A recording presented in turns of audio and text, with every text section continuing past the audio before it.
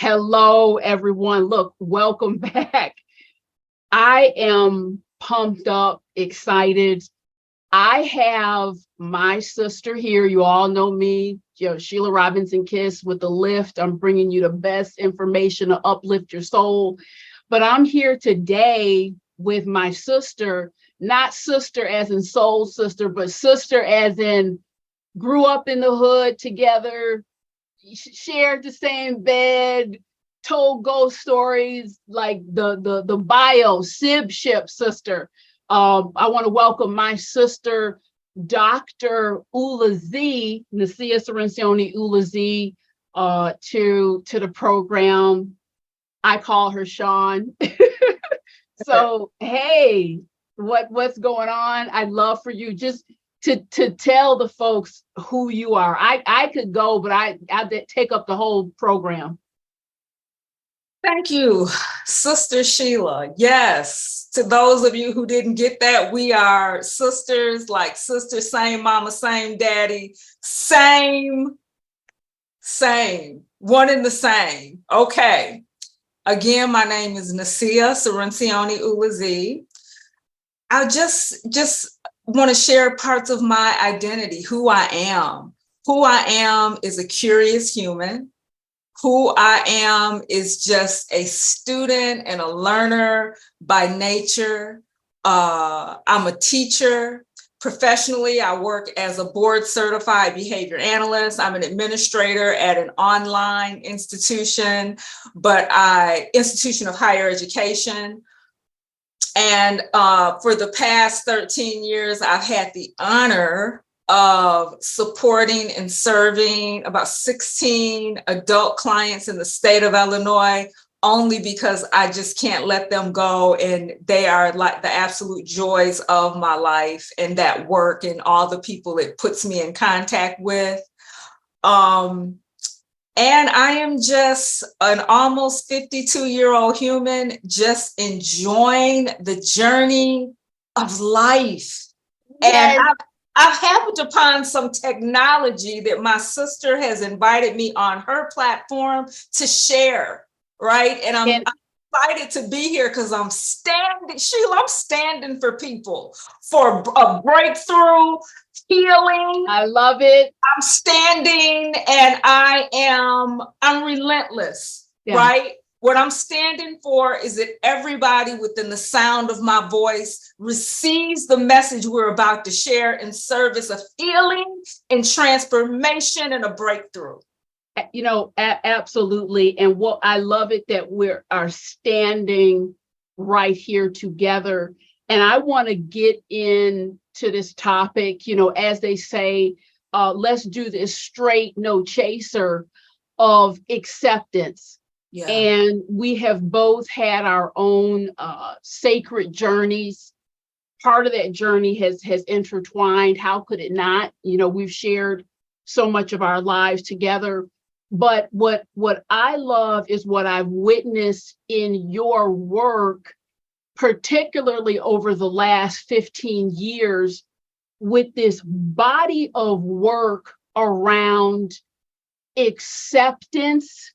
Mm-hmm. As the breakthrough and as the foundation for a healthy life and for a phenomenal career. So I wonder if you could start there. I'd love it if you share a little bit about, because we got a dish about growing up together in the hood.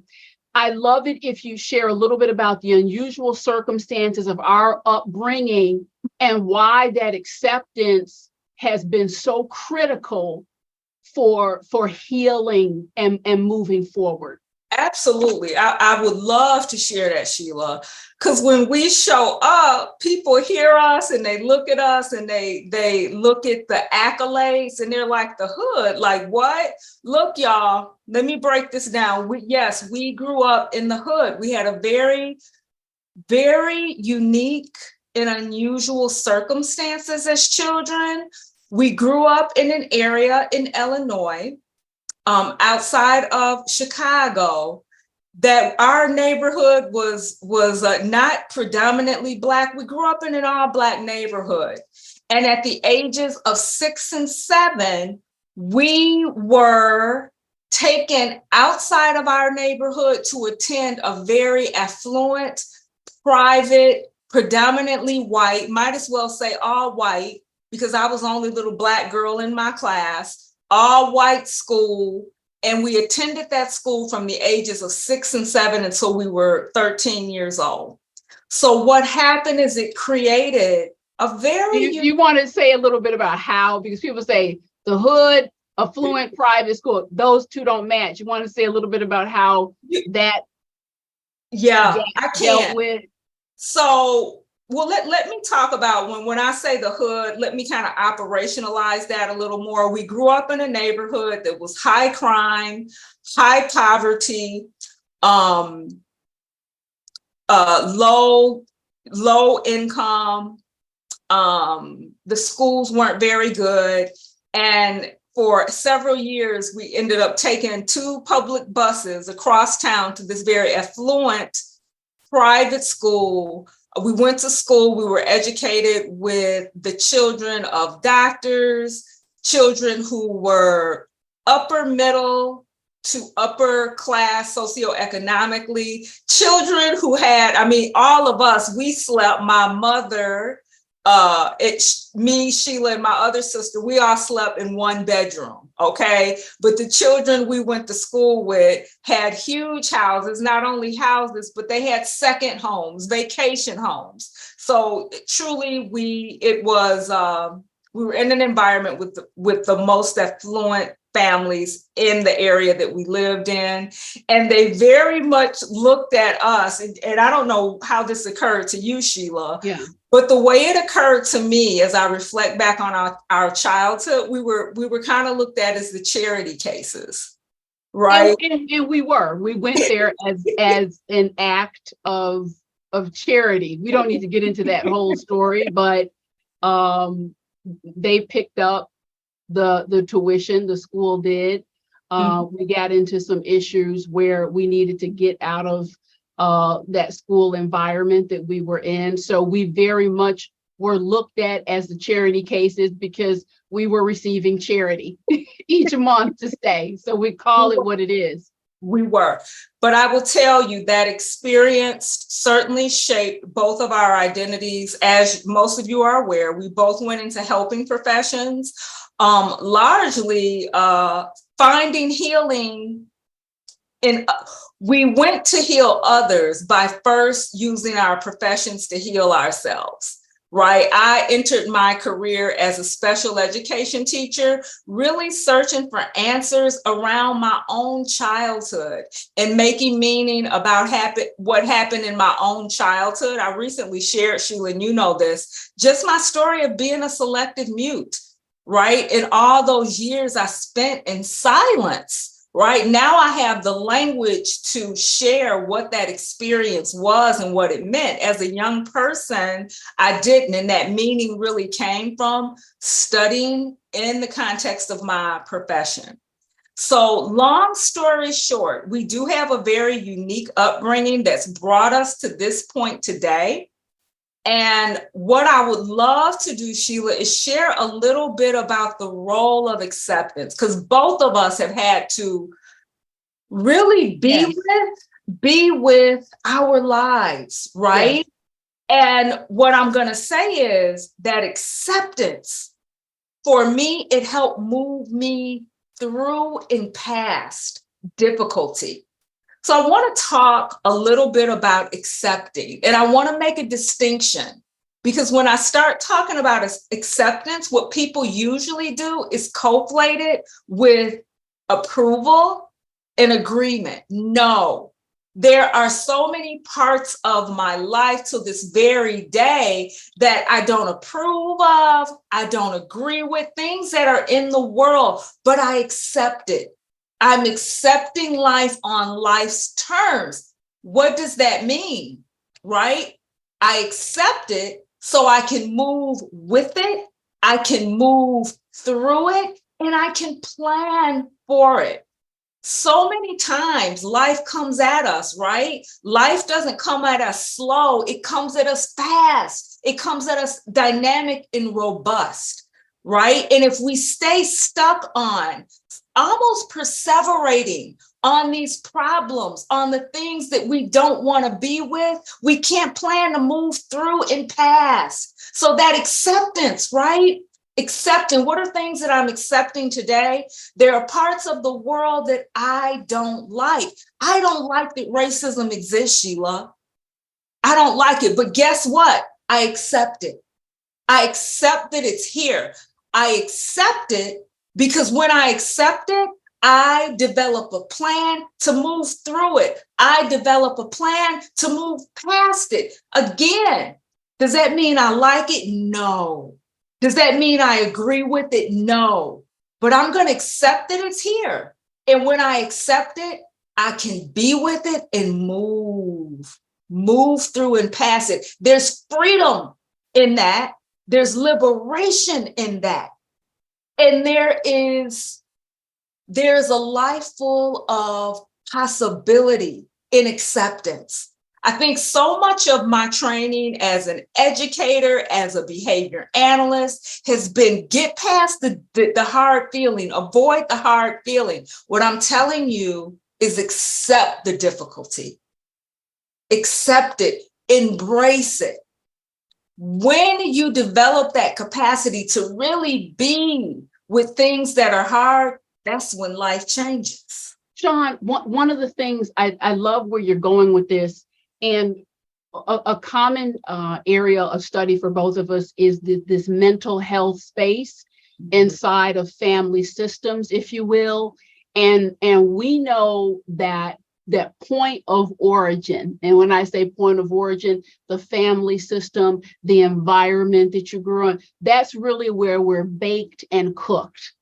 Can you talk to the audience for just a little bit about the role of acceptance in terms of, and a lot of what we have experienced coming of age, it's a mixed bag. There's beautiful memories, cherished memories. I think about our grandparents, how lovely they were, but there are things that happen in the family of origin and coming of age that these baggage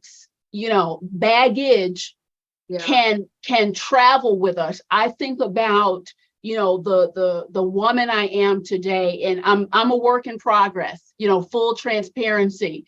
But from where I was to where I am now, had I not gotten into that seat of acceptance to deal with issues around microaggression, the confidence, self-esteem, you name it, my walk in this journey as a woman of color, and all that comes with that, the sensitivity, the anxiety, the depression, all of that had to be dealt with. And as you say, to run alongside of it, don't fight it, because when we accept it, we have a plan. Can you talk about some of your challenges and how dropping in that acceptance pushed you forward?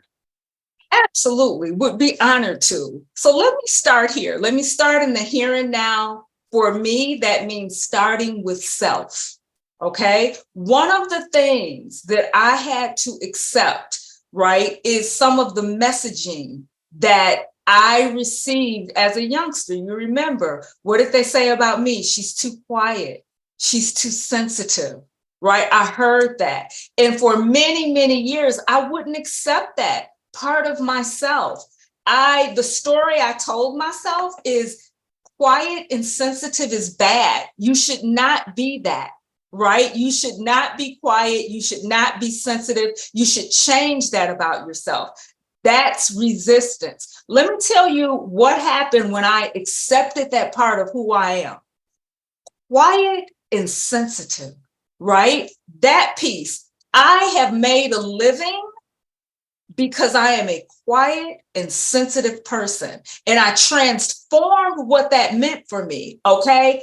Quiet and sensitive means today observant, right? It means powerfully aware in the now. That's a different story. Transformation of stimulus function in our language. I accepted that part of me. instead of pushing it away. So you see that shift? When I started accepting, okay, I can be with I am. Let's not make it wrong. The world may have made it wrong, but I'm going to accept me. I'm quiet and I'm sensitive. And guess what? I see you, right? That sets the occasion for me to show up again, powerfully aware. So resistance keeps us from accessing those parts of ourselves that maybe the world has called, insufficient. The world has made wrong, and we ourselves have made those parts of our personality or ways of being wrong.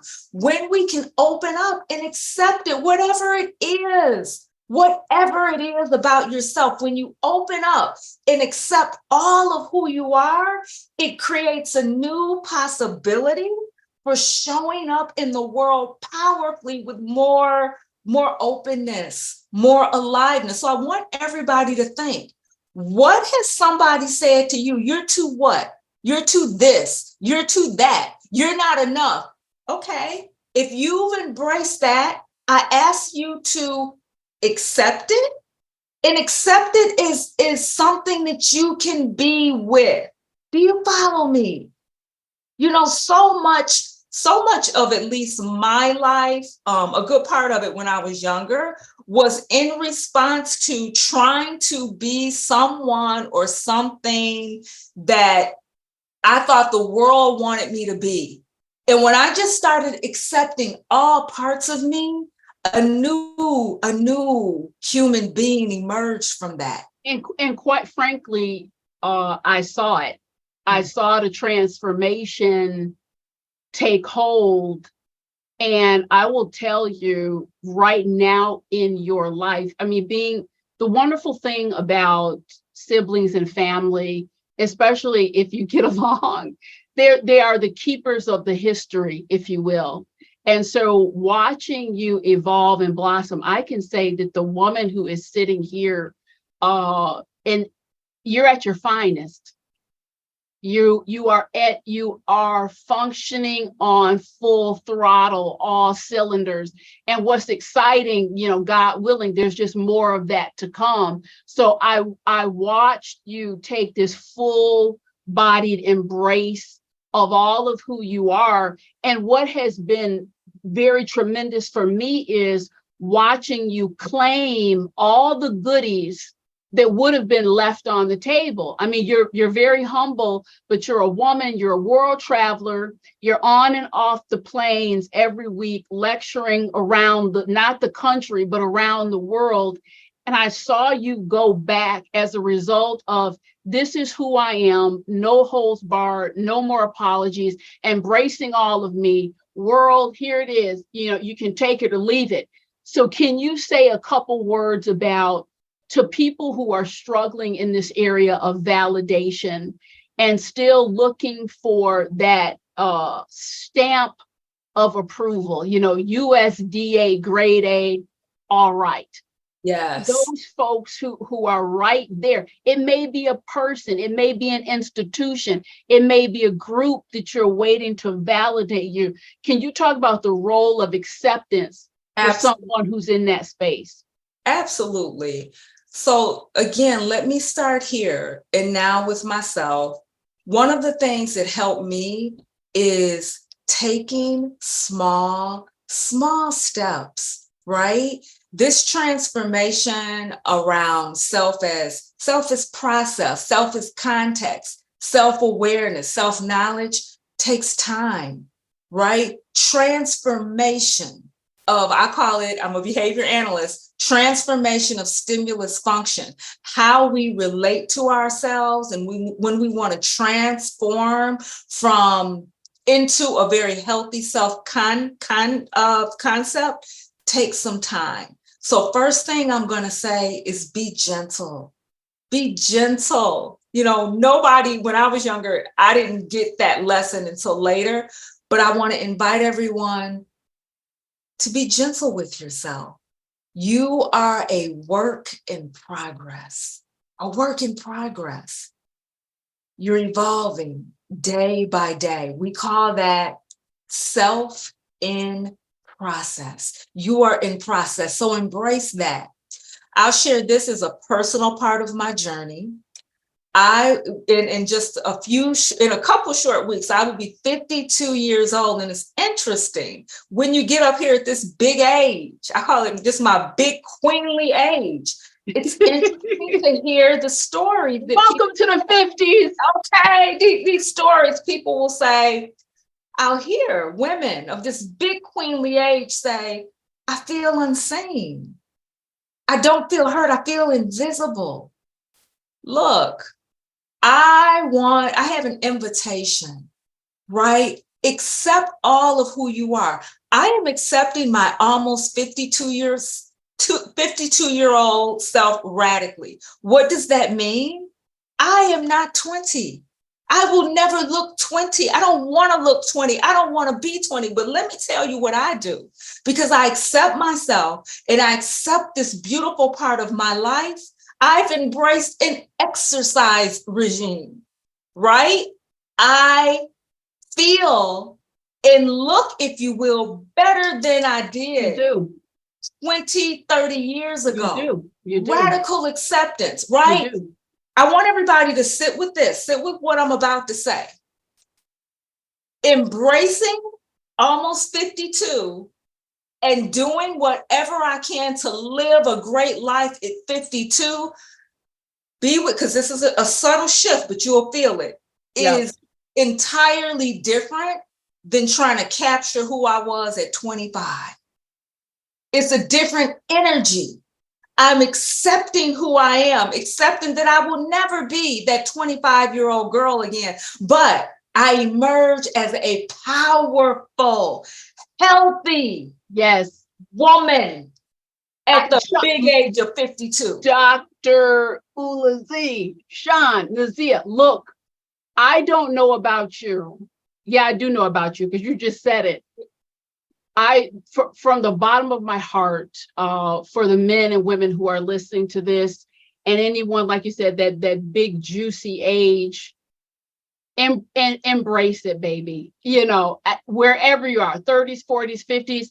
For me, this liberation at this point of life, that fifth decade, is so rich and freeing, because there's no good. I'm taking all the goodies off the table, going for exactly what I want in the way that I want it.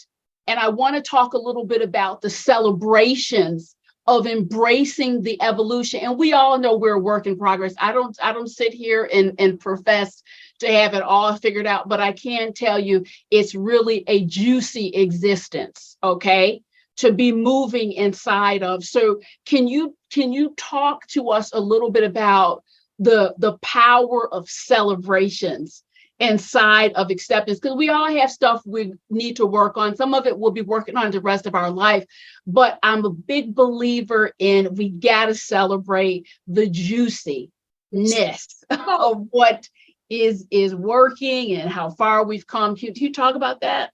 I can. So these celebratory moments, I will tell you, there have been so many in my life that I've missed. So my invitation to everyone is to pause and notice. Pause and notice the beauty in yourself and in others.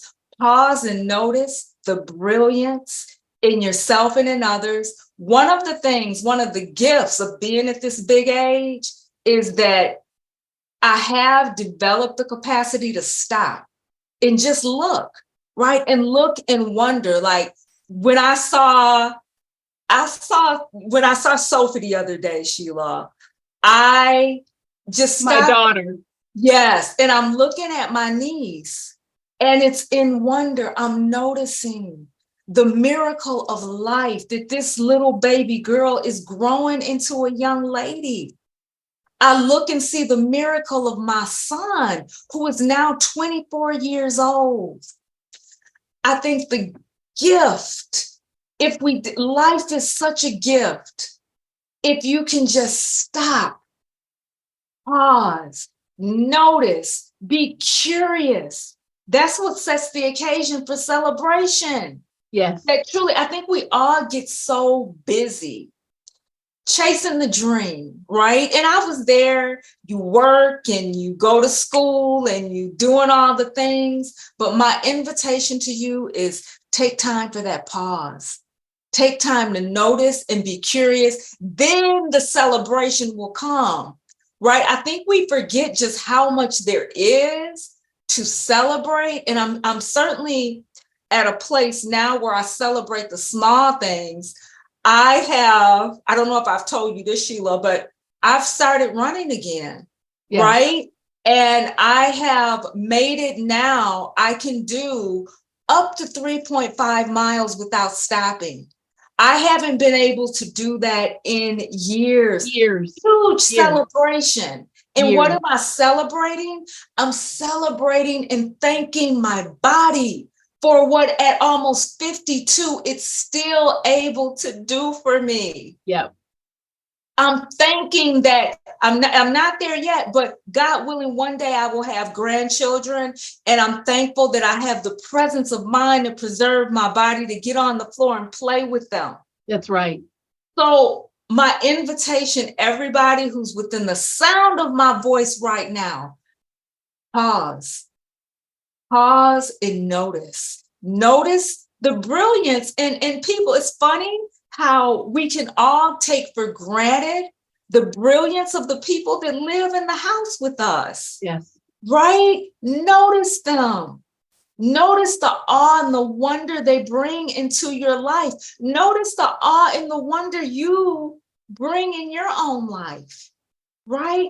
Pay attention, get curious. And the celebration will come. You will have so many different things to celebrate if you use that recipe and algorithm. This has been so robust, and I just can't wait to get this message out to the world. I wonder if you can wrap up by sharing your very best advice for moving through resistance. One of the things, and we both, run groups and lecture and different things of this nature. I tell people wherever I can, resist nothing, because it is the resistance that is causing a lot of mental health issues, that's causing the stagnation in your life. So I wonder if you can share your best tip for pulling down that resistance and getting into a state of, and acceptance does not mean we like everything or we're tap dancing, but it means I'm not going to fight it, because anything I fight is going to take energy. And as reality always wins. Okay. Yeah. So can you give us, as we wrap up, your best strategy? Yeah. So I'll take a few minutes to do this because this is important. First thing I invite everyone to do, if you haven't done already, I want you to identify what your values are and what you're valuing. In other words, identify what is important to you. That's the first step is there, right? Whatever you identify that's important to you, those are going to be your anchors, right? That's what you have access to at any time from anywhere. That's what's going to pull you through that difficulty. For me, what are my anchors? What are my values? Being authentic, being congruent with self. Those are my values. That's where I anchor and I notice. So that's the second thing, what I want you to do, because the resistance it'll come, right?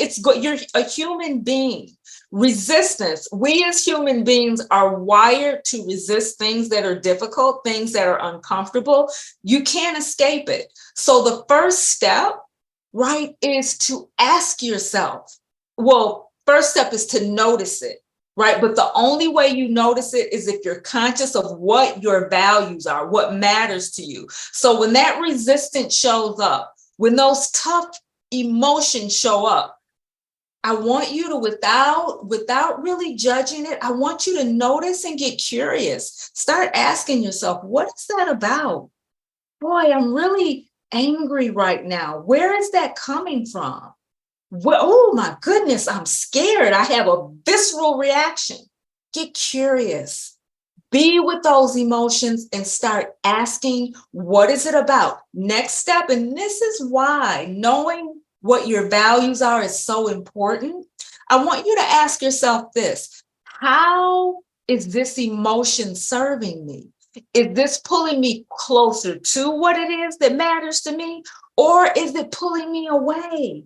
And if it's pulling me closer to it, what action am I engaging in that pulls me closer to what matters to me? Or if it's pulling me away, what action am I engaging in that pulls me away from what matters most to me?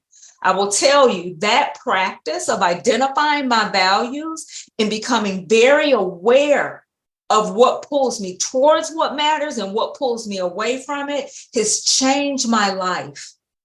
And it's through that self-assessment that I am really able to accept life as it is, right? Not necessarily how I want it to be, but accepting life as it is right here, right now, in the moment, and taking committed action to, you know what? This is what matters to me. This is what's showing up. And this is what I'm going to do right here, right now, to move towards what matters to me, the power of acceptance.